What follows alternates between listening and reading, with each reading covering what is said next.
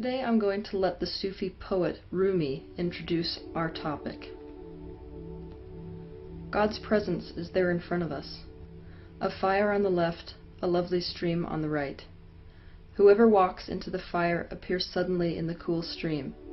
Any head that goes under the water surface, that head pokes out of the fire. Most people guard against going into the fire, and end up in it. If you are a friend of God, fire is your water. You should wish to have 100,000 sets of moth wings so you could burn them away, one set a night. If you haven't guessed already, our topic today is shadow work. The question I received this week, which I selected, was, what is shadow work? This is probably my favorite subject. When we're talking about shadow work, what we're talking about is finding the resistant vibrations that are present within you.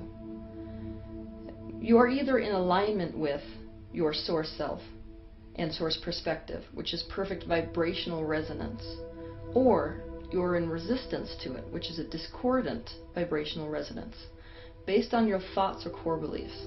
Your thoughts and your core beliefs are what is creating your vibration.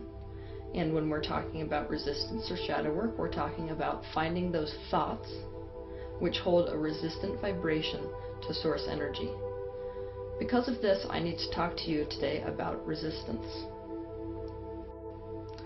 The first manifestation of source energy is light. That's why when we're talking about the vibration of source, so often we talk about light. You might hear light work or light being. This basically just means that you are in a state of non-resistance to source energy. I'm going to do a slight demonstration for you so you can understand the concept I'm talking about. You are looking at a light bulb. The world is no different than this room. There is not two sources of energy in this universe. There is not a source of good and a source of evil, a source of light and a source of dark. The same way there is not two switches in a room. One which I turn on and now it turns on this light bulb and floods the room with light. And another switch which then when I turn it on floods the room with darkness. If I am going to turn off the light, all I'm going to do is resist it.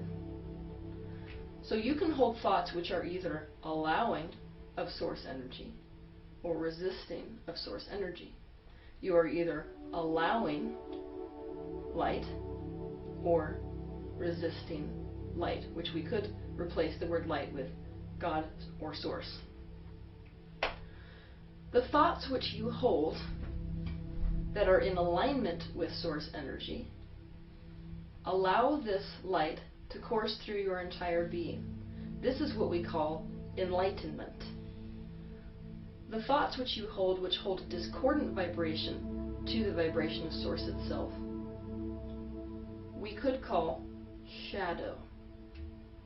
So that's what we're talking about when we're talking about shadow work. Enlightenment is only ever about one thing. That is alignment with the vibration of source or your higher self.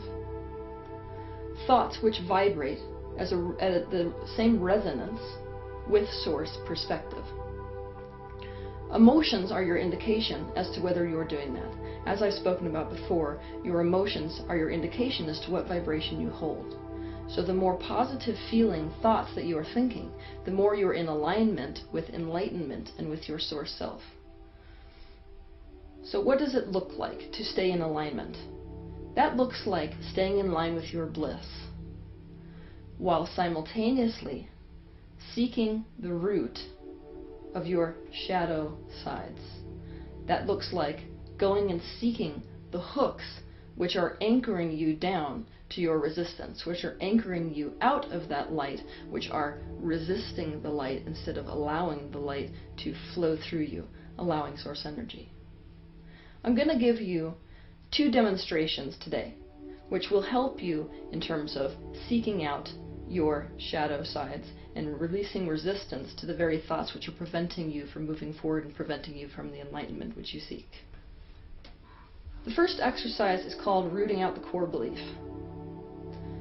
So let's say you want to start with a thought. Let's pretend that you're living with a woman, we'll just make it a woman, who's super unclean. So every time you get home, the house is a complete mess. So the thought that we want to start with is, this room is a mess. The way you want to root out a core belief is by alternating two questions. The first question being, what does this mean to me? The second question being, why would that be so bad, assuming it was true?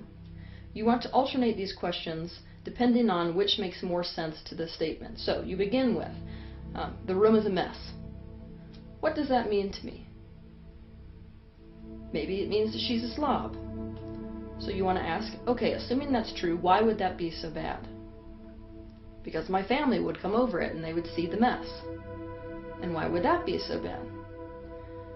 Because they'll think I make bad decisions. Assuming that's true, why would that be so bad? Well, if my family disapproves of me, then I may feel embarrassed. Well, what does it mean to you to feel embarrassed? It means I did something wrong. And why would that be so bad? Because if I do something wrong, I'm worthless. The last thing that I just stated, because if I do something wrong, I'm worthless, is the core belief which we've just rooted out. We've basically taken an original thought and we've chased the root down to find the belief which is really manifesting in that situation.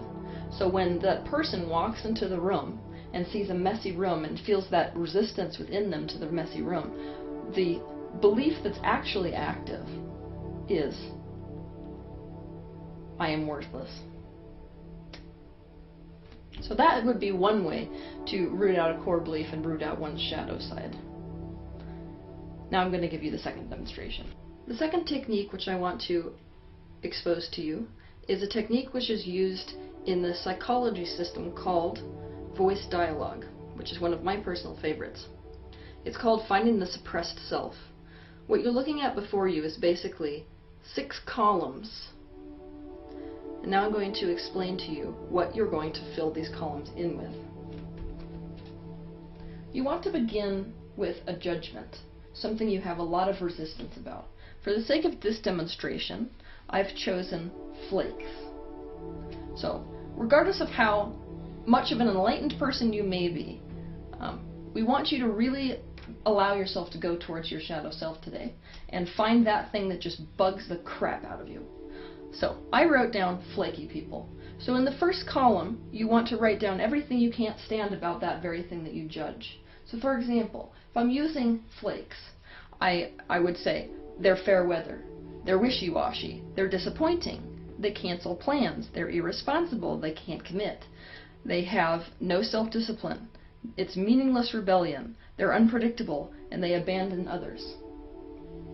In the second column, you want to take yourself out of your skin and posit yourself inside their perception and think about how they might judge you. So they might think that someone like me is oppressive, constricting, demanding, depressing, unsatisfied, hard to be with, anxious, burdened, expect too much from others, overstressed, and wound up. Now, you want to take the first column to the worst possible degree that you can possibly imagine, and then write what that looks like to you. So if I took flakes to the worst case scenario, fair weather people with the worst case scenario, what that looks like to me is that they alienate others, that they're alone, that they're disappointing, that they're seen as worthless, that they're probably homeless, that they're not taken seriously, they're completely self-centered, they have no real friends, their life is void of meaning, they have no accomplishments, and they're cut loose by others. And you want to do that very same thing, but with the list that's in the second column. So what's the worst case scenario for the person whom they are seeing as you? So if the flake was looking at me as this oppressive, constricting, demanding person, what's the worst case scenario for an oppressive, constricting, and demanding person? They'd probably be isolated. They'd be obsessive compulsive. They'd be narrowed in, disappointed with their life and other people's lives, stressed to the point of illness, constantly afraid, abandoned, hyper-perfectionistic, and makes others feel bad about themselves. So then what you want to think about is, What would happen if you took a homeopathic dose of this type of behavior? So if my personality type took a tiny bit of what I was resistant to, like a tiny bit of being fair weather, or wishy-washy, or a tiny bit of canceling plans, how would your life improve? So with this scenario, which I've written down, that might look like I will feel more free. I may be more happy. I'll have more energy to give. I'll be spontaneous and fun. Other people will feel good around me. I can help people. I might be more trusting. I might follow my own internal knowing, and I might enjoy life. Now, in the 6th column, what you want to do is look back at the 5th column. You want to look down the list for what words really stick out and resonate to you. And by doing that, you want to find a suppressed self. That would be an identity based on these words. So with this list, I've written this list, which is more happy, I have more energy, I'm more spontaneous, people feel good around me, I'm more trusting, and I follow my own internal knowing. So when I looked at that list, the suppressed self, which I found, was the spontaneous free flower. So why this is so incredibly important is this. When, let's say somebody has this type of a judgment of flakes, when the flake walks in the room and keeps canceling plans, and the person there, let's say that it's me in this scenario, feels all of that resistance coming up to that behavior, what I'm really in resistance to is what is in the 3rd column. At some point in your life, you became so afraid of what was in this 3rd column, the worst case scenario for this type of behavior, in the 1st column, that you swung the pendulum so far to the opposite side that you developed a dominant and a suppressed self.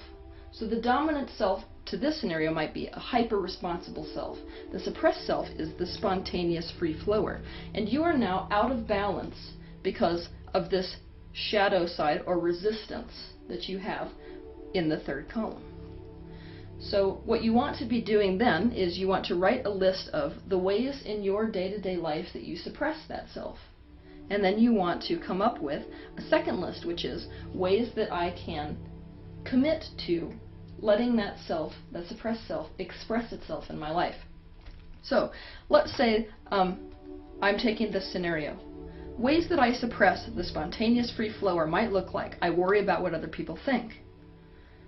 I do what I have to do instead of what I want to do. I'm locked into routines. I don't try anything new. I dress according to expectations. I let logic rule my life, and I don't express myself. So what are some ways that I could commit to expressing the spontaneous free flower? I could pick one day a week where I have no plan at all. I just do what feels good. I could commit to trying something new. I could wear an outfit which I would consider completely out there normally. I could go on an intention walk, meaning I just walk out the door and I just start walking. And I don't have an aim as to where I want to end up. It's just I go wherever my intuition tells me that I go. So I get to a crossroads and I say right or left, and if my intuition says right, I go right. Or I could do art. So that is the 2nd exercise. As you can probably guess, there are so many techniques when it comes to doing your shadow work. Basically, everybody who is a spiritual guide has their own techniques, and some will work for you and some won't in terms of discovering your shadow self. You can find your shadows or your shadow self by paying keen attention to what you project onto others and what you're blaming other people for. For example, we have this tendency in our life to go about things where we don't understand that we are the center of our universe. Therefore, when somebody has a negative behavior, like earlier I was talking about flakes, when we attract a flake into our life, it's all about them. They can't make it here on time. They can't do this. They can't do that. And instead, what we need to be doing, which is doing the shadow work, is looking inside ourselves for that counterpoint, which is a vibrational match to that experience. So for example, if you're the kind of person who, let's say that you keep attracting people into your life that use you and that make you feel bad about yourself, you could spend your life paying keen attention to what they're doing wrong. Or you could do your shadow work and turn your eyes inside and say, what is it that's making me a match to these people? If you are able to find a core belief in there somewhere where you feel worthless, then that is your counterpoint. That is your shadow self, which is manifesting on the outside as attracting all kinds of relationships into your experience which reinforce that original vibration. So people in your life who reinforce you feeling crappy about yourself is your indication that you potentially have a core belief that looks something like, I am worthless. And that's another thing. We would like you to get into an attitude of pre-manifestation. What that means is, I know based on how I feel that I am now creating something which I'm not going to like the manifestation of. But while you are living in this reality, you can use the third dimension for what it was meant to be, which is a mirror of your biggest manifestations, your biggest vibrations. So, I know, based on what is manifesting in my life, what my negative vibrations are. That means that every single negative thing you experience is an opportunity to do your shadow work. A lot of these things which we are experiencing are the result of these core beliefs, which are beliefs that we've been thinking for so long that it takes no conscious effort to think them. In the same way that an athlete, in the very beginning, may take a long time learning how to do one movement over and over again, but after they do it, and the neural pathway is set in order to do that thing, or reinforce that thought, it no longer takes effort to focus in that way, and so you can just do it by second nature. Many of our beliefs have become like this in our life, where we are no longer even aware of them or aware of their origin in the first place, they just are. It's second nature now for us to think this way, so much so that we are not consciously aware of the thoughts because they happen so quickly, we have no awareness of them. And so we call this the unconscious mind. The unconscious mind is where so much of these shadow beliefs and shadow vibrations reside. But I don't want people who are watching this today to think about the subconscious mind as if it's something that you have no control of. Because the subconscious mind is nothing but the thoughts that you think so often and so quickly that it becomes this reinforced thing which you no longer need conscious effort to focus on. These core beliefs and these shadow sides of us are like roots. If these roots remain undiscovered, they keep growing like weeds into our life.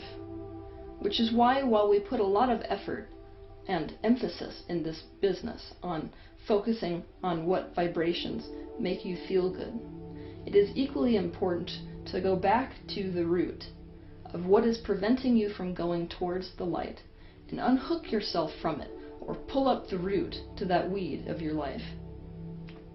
It is never a good idea to try to escape your shadow, because just like your physical shadow, it moves everywhere you go until you shine light on it. Thank you.